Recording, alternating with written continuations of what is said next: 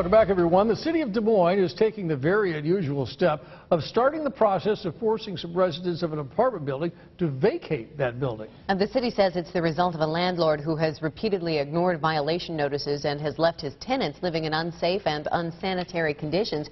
Mark Tauschek is live at this Sherman Hill apartment complex tonight. Those who live here in the Navarre apartments behind me say they're fed up. And frankly, so are city inspectors. But the owner of this building told me this afternoon that he expects everything to be cleared up over the next couple of weeks. It's just ridiculous. Doug Jones wants to know why someone would own a building and not take care of it. He uses his bathroom as Exhibit A. This light fixture, when it rains or anything, it can barely sprinkle it. It pretty much just pours in there like it sounds like it's raining in the apartment. It's not just a leaky roof. There's Noah O'Toole's shower head that never shuts off. The plumber says he'll come if the landlord calls him, but not the tenant.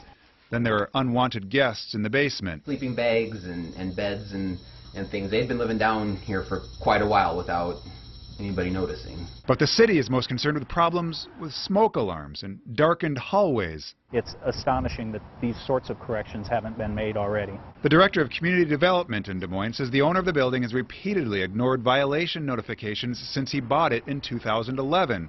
And the last resort was a writ of removal forcing everyone out June 27th. It's an unfortunate circumstance because we're making victims out of the tenants of the building. That is not our goal. Our goal is property safety, health, safety, and welfare of the tenants. The owner of the Navarre is a well-known architect with deep roots in preserving historic buildings around the city successfully. It's not in any at all dire structural condition, so I think that's been overstated significantly. Kirk Blunk has been the driving force behind many recognizable redevelopment projects, including several East Village buildings. He says he's doing a walkthrough with city inspectors Monday. I think they're fixable.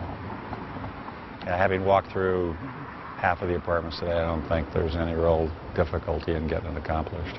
Tenants say they'll have to see it to believe it. Nothing ever gets fixed around here. If anything ever does get fixed, one of the tenants did it.